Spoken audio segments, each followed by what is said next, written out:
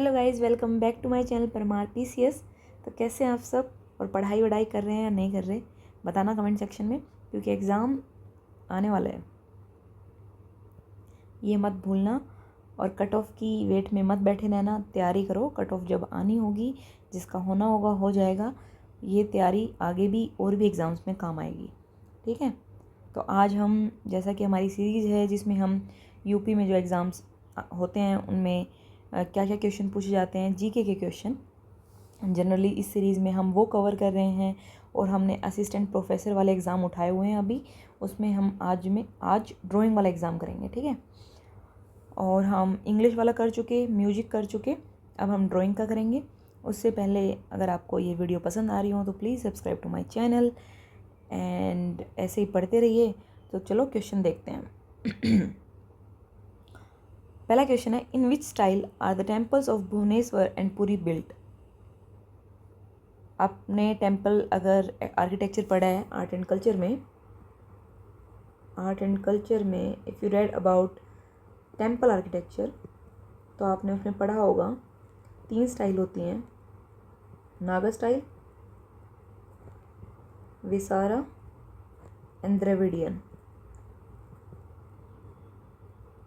इस स्टाइल में जो मोस्टली साउथ के टेम्पल हैं वो मिलते हैं, ये नॉर्थ के टेम्पल, और ये जो हैं ये लगा लो मिडल इंडिया में। फॉर एग्ज़ाम्पल जो डेक्कन प्लेट्यू वाला रीजन है उसमें जो टेम्पल हैं वो विसारा स्टाइल के मिलते हैं। विसारा स्टाइल का मतलब है ब्लेंड ऑफ बोथ नागर एंड द्रविडियन स्टाइल, ठीक है। पुरी का जो भुवनेश्वर टेम्पल है और पुरी जो है वो अगर रीजनल लेवल पे बोलें तो कलिंगा स्टाइल में बना हुआ है, ठीक है। उड़ीसा में कलिंगा पड़ता है, आपने अशोका के उसमें पढ़ा होगा, अशोका के टाइम पीरियड पे कलिंगा वॉर हुआ था। तो इसका आंसर हो जाएगा नागा स्टाइल, ठीक है। नागा स्टाइल में ये बना हुआ है। उसके अलावा देखो, ये पार्ट आर्ट एंड कल्चर का है, आपको आर्ट एंड कल्चर पढ़ना चाहिए, पेपर में आता है, लेकिन इतना नहीं आता है तो इतना फोकस होकर मत पढ़ना, बस थोड़ा थोड़ा ऊपर से देख लेना, ताकि अगर बेसिक क्वेश्चन आए तो आप वो करके आ सको, ठीक है। तो विसारा स्टाइल में मैंने बताया मिडिल इंडिया और डेक्कन के जो टेम्पल हैं वो बने हुए हैं। एग्जाम्पल इनके जैसे कर्नाटका हो गया, कुछ part of Telangana and Maharashtra, ठीक है।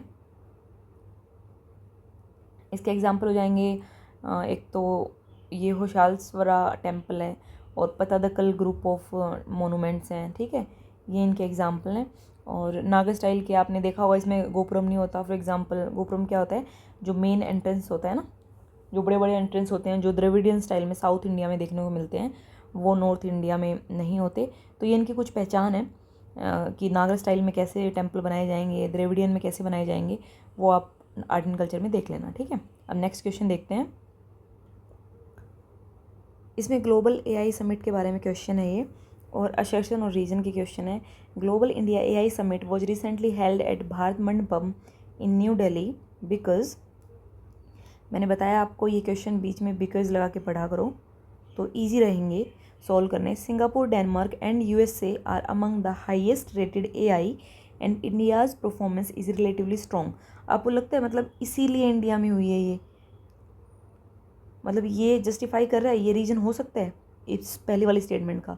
नहीं, ये both statements are true but R is the not explanation of A, ठीक है। इसका आंसर हो जाएगा B. Singapore, Denmark and USA की परफॉर्मेंस जो है वो हाईएस्ट आई है, और इंडिया की परफॉर्मेंस रिलेटिवली स्ट्रॉन्ग है। इसकी वजह से ये भारत में नहीं हुआ है, ठीक है। ये आपको याद रखना है, और ये मैं 2026 का ही बता रही हूँ, जो रिसेंट हुई है ना वही बता रही हूँ। उसके बाद नेक्स्ट क्वेश्चन है, which new drug approved by FDA in 2024 targets, किसको टारगेट करता है? Amyloid plaque in the brain to slow the progression of Alzheimer disease, ठीक है। कौन सा ड्रग अप्रूव हुआ है, FDA ने करा है? इसका आंसर है किसुनला। इंपॉर्टेंट क्वेश्चन है ये, ठीक है। तो ये ड्रग अथॉरिटी है, फूड एंड ड्रग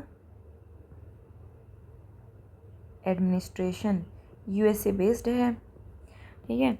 और इसने कौन से उसको ड्रग को अप्रूव करा है अल्जाइमर के लिए? किसुनला को।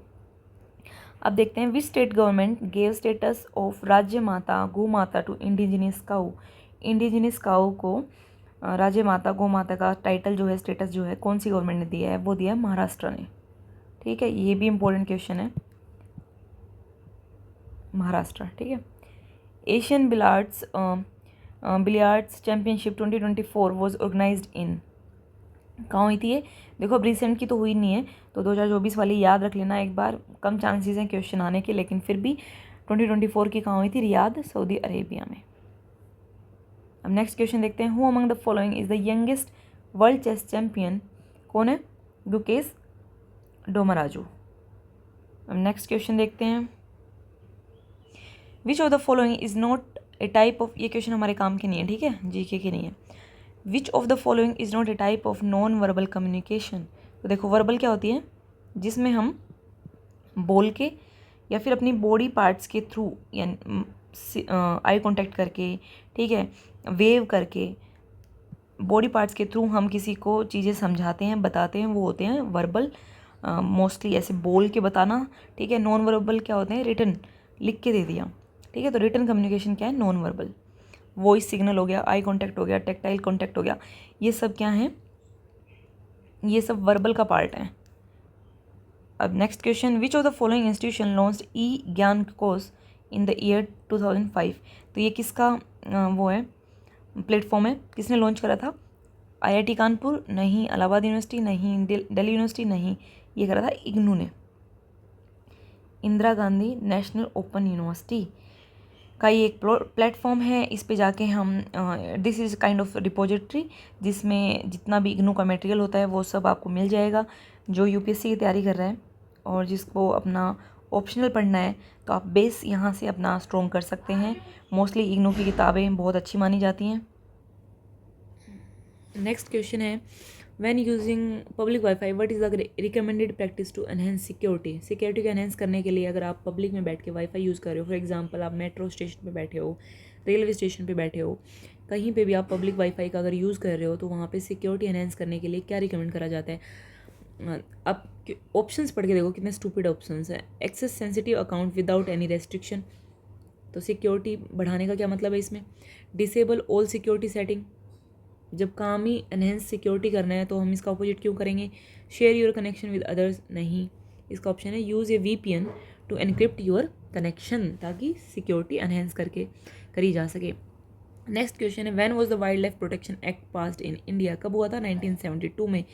इसकी जो रिसेंट अमेंडमेंट है वो आप पढ़ लेना, 2022 में हुई थी। और इसमें मेनली क्या किया गया है, इसमें 6 शेड्यूल होते थे, उनको घटा के 4 कर दिया, और 4th में क्या ऐड करा है? जो साइट्स है ना, उसमें जो स्पेसिमेन थे वो ऐड कर दिए हैं शेड्यूल 4th में, ठीक है। लेकिन फिर भी आप मेन प्रोविज़न एक बार देख लेना, इससे क्वेश्चन आता है। ये एनवायरनमेंट के सिलेबस का पार्ट भी है। Which of the following, next question, which of the following gases does not cause greenhouse effect? किससे ग्रीन हाउस इफेक्ट नहीं होता? कार्बन डाइऑक्साइड तो मेन है, मीथेन है, नाइट्रस ऑक्साइड है, कार्बन मोनोऑक्साइड नहीं है, ठीक है। Next question, the increasing abundance of greenhouse gas in the atmosphere has the following possible effect except, ठीक है। सारे मतलब कुछ पॉसिबल इफेक्ट होते हैं अगर ग्रीन हाउस गैस एटमोसफेयर में बढ़ती है तो, लेकिन क्या नहीं होता? देखो CO2 फर्टिलाइजेशन, CO2 ज़्यादा होगी, ग्लोबल वार्मिंग तो होती है, ओजोन डिप्लीशन होती है, इंक्रीज बायोडाइवर्सिटी, ये उल्टा लिख रखा है, इससे डिक्रीज बायोडाइवर्सिटी होती है, ठीक है। Which one of the following, I am sorry, question है पोर्ट्स के बारे में, और पोर्ट्स साफ साफ आपके इकोनॉमी के जो सिलेबस है उसमें लिखा हुआ है, तो ये इंपॉर्टेंट हो जाता है, आप पढ़ लेना इसको। ये यहाँ पे 4 ऑप्शन है, मैं चारों करा देती हूँ, बाकी आप पढ़ लेना, ठीक है। इसका आंसर तो हो जाएगा आर्टिफिशियल पोर्ट, इनमें से कौन सा है? चेन्नई है, ठीक है। उसके अलावा हम कोचीन के बारे में एक बार देख लेते हैं। ये कहाँ पे है? केरला में, केरला। और ये नेचुरल पोर्ट है, नेचुरल पोर्ट। अगर केरला में है तो कौन सी साइड है? West side. वेस्ट साइड पे क्या है? अरेबियन सी, ठीक है। तो अरेबियन सी की साइड में है ये। और एक लेक है यहाँ पे, वेम्बनाड लेक, ठीक है। उसके किनारे पे है वेम्बनाड लेक। और यहाँ से जो मेनली जो एक्सपोर्ट होता है वो स्पाइस एक्सपोर्ट होते हैं। एंड बस इसके बारे में इतना ही आप याद रख लेना, ठीक है। उसके बाद चेन्नई मैंने बता दिया आपको, ये एक आर्टिफिशियल पोर्ट है, तमिलनाडु में है, तो ये किसकी साइड हो जाएगा, बे ऑफ बंगाल की साइड हो जाएगा ये। अब देखते हैं मुंबई, ये नेचुरल हार्बर है, ठीक है। और इसको याद रखना, ये इंडिया का लार्जेस्ट नेचुरल हार्बर है, लार्जेस्ट नेचुरल हार्बर, ठीक है। और इसी के पास, ये मुंबई के पास में एक और पोर्ट है, बड़ा फेमस पोर्ट है, जवाहरलाल नेहरू पोर्ट, जिसका नाम नहावा शिवा भी है, ठीक है, नहावा शिवा, ठीक है। ये इंडिया का सबसे बड़ा कंटेनर पोर्ट है, ये नहावा शिवा, ठीक है। उसके बाद हम पढ़ेंगे कांडला पोर्ट के बारे में, जो कि कहाँ पे है, गुजरात में है, पता होगा आपको, गुजरात में। इसका नाम अब दीनदयाल पोर्ट हो गया है, दीनदयाल, ठीक है। और इसके बारे में फैक्ट क्या है, ये पार्टीशन के टाइम पे डेवलप किया गया पोर्ट था, क्योंकि जब पार्टीशन हो गया था तो जब से सबसे बड़ा पोर्ट था वो पाकिस्तान में चला गया था, एंड इसलिए यहाँ पे डेवलप ये वाला पोर्ट करा गया था इंडिया में, कांडला पोर्ट। अब इसका नाम है दीनदयाल, ठीक है। तो ये याद रखना इसके बारे में। उसके अलावा मैंने एक नहावा शिवा के बारे में बता दिया, तो यहीं पे मैंने 5 पोर्ट करवा दिए, ठीक है। और आप पढ़ लेना। नेक्स्ट क्वेश्चन देखते हैं। इस क्वेश्चन को भी हम ऐसे ही देखेंगे, जो आंसर है उसको तो देखेंगे, साथ में जो ऑप्शंस हैं उनको भी थोड़ा सा एक्सप्लोर करने की कोशिश करेंगे कि ये लार्जेस्ट प्रोड्यूस क्या करते हैं, ठीक है। तो इसका आंसर जो है, लार्जेस्ट प्रोड्यूसर ऑफ बॉक्साइट कौन है, ओडिशा, ठीक है। उसके अलावा जो झारखंड है वो सबसे ज़्यादा प्रोड्यूस क्या करता है, कुकिंग कोल, ठीक है, कॉपर, मिका, ठीक है। और आयरन और भी काफ़ी अच्छी मात्रा में यहाँ पे मिलता है, ठीक है। तो ये याद रखना। उसके अलावा कर्नाटका आपको पता होगा गोल्ड माइंस के लिए बड़ा फेमस है, कोलार गोल्ड फील्ड्स जो हैं, KGF, ये यहीं पे है, ठीक है। आयरन और भी यहाँ पे काफ़ी मिलता है। उसके अलावा छत्तीसगढ़ में भी आयरन और, मतलब जो मेनली प्रोडक्शन है वो आयरन और का है, बाकी कोयल भी यहाँ पे मिलता है, टीन और भी मिलता है, ठीक है। बॉक्साइट के लिए उड़ीसा फेमस है, largest producer of bauxite Orissa. अब देखते हैं what is the type of rainfall that occurs in Tamil Nadu during winter season.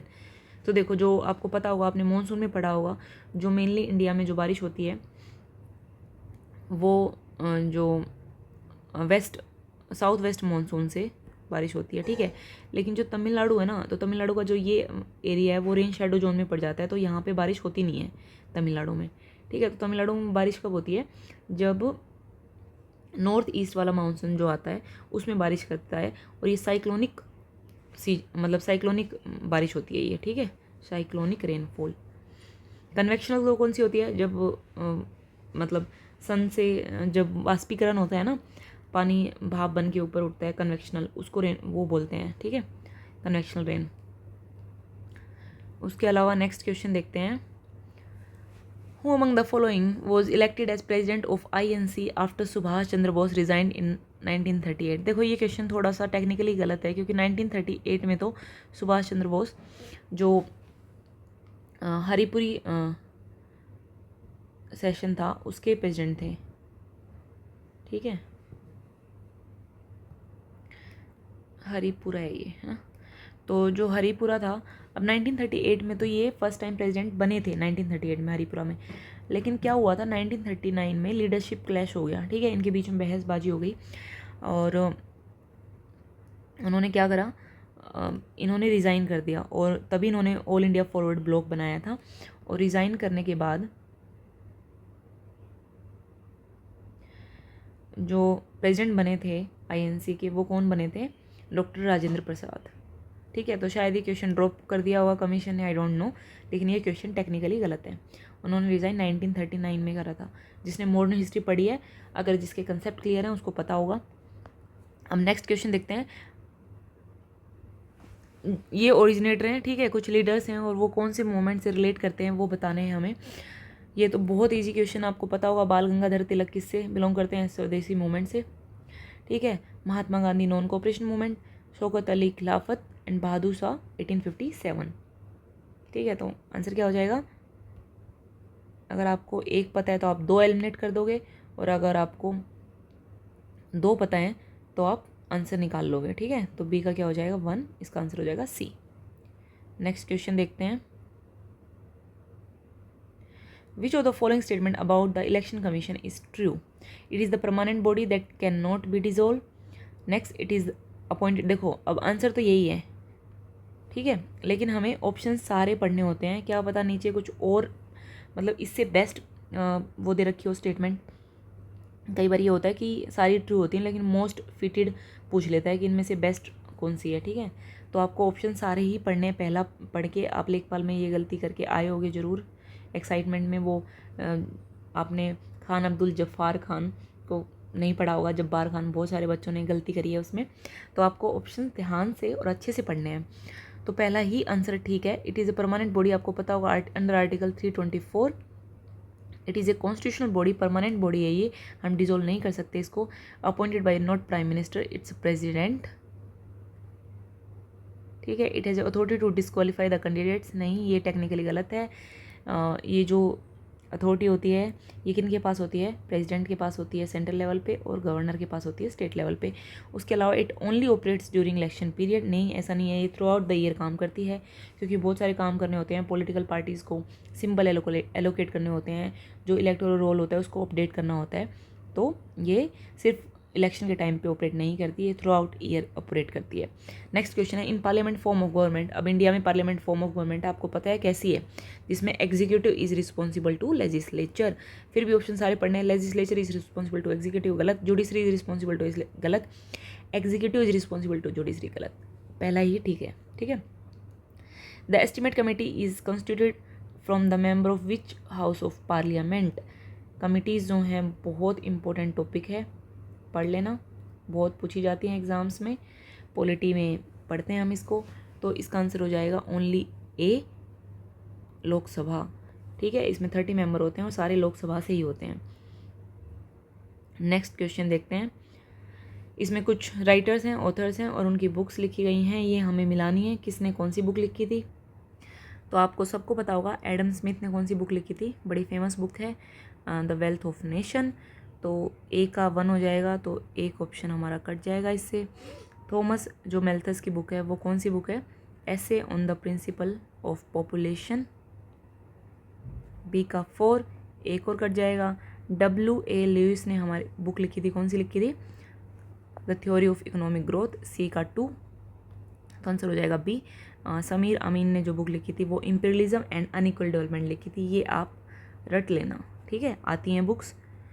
Next question देखते हैं। इन यूनियन बजट 2025-26 हमारे काम का 2026-27 है, ये वाला बजट पढ़ लेना। देखो हर बजट से 2-2 क्वेश्चन दिए हुए हैं। तो 2025-26 का जो बजट था, makhana board is propose to be set up in the state of, किसके लिए? बिहार के लिए। Next question, in union budget 2025 the largest source of earning in estimate to come from. Government का जो मेनली रेवेन्यू होता है, जो हाईएस्ट रेवेन्यू होता है, वो इनकम टैक्स से ही आता है, ठीक है। तो ये आप याद रखना, दिस इज़ इट। और इससे हम एक एग्ज़ाम और हमने कर लिया है, 30 क्वेश्चन हमने देख लिए हैं। 30 नहीं तो अराउंड यहाँ पे हमने 1 2 3 4 5 क्वेश्चन यानी कि 25 क्वेश्चन हमने वैसे भी कर लिए, ठीक है। और हम उससे पहले 2 पेपर कर चुके, आप खुद देख लो कि आपके अराउंड 100 क्वेश्चन हो गए, 100 मतलब 100 टॉपिक हो गए। तो आपकी बहुत हेल्प होगी इनसे, प्लीज़ फॉलो करना इसको। एक बार भी सुन लोगे तो आपके दिमाग में रह जाएंगे, और कोई भी क्वेश्चन रिपीट हो गया तो आपको वहाँ पे सडनली याद आ जाएगा कि ये किया हुआ क्वेश्चन है, और आपसे ठीक हो जाएगा वो। तो ऐसे ही पढ़ते रहिए। अगर आपको वीडियो पसंद आ रही है तो please subscribe to my channel. और हाँ, मैं डिस्क्रिप्शन में या कमेंट सेक्शन में दे दूँगी टेलीग्राम का लिंक, आप चैनल को ज्वाइन कर लेना। उस पर मैं डेली टारगेट डालती हूँ। डे 8 है आज हमारा, और हम करीबन 2 सब्जेक्ट हमने कंप्लीट कर लिए वहाँ पे, पॉलिटी एंड कंप्यूटर। नेक्स्ट हम स्टार्ट करेंगे मे बी इकोनमी या फिर ज्योग्राफी और यूपीजी के, ठीक है। यूपीजी के हम अच्छे से करेंगे। मैंने सीरीज चलाई हुई है जिसमें मैं 6 या 7 वीडियो डाल चुकी, आप वो भी फॉलो कर सकते हैं। And thank you for watching and please subscribe to my channel. Thank you.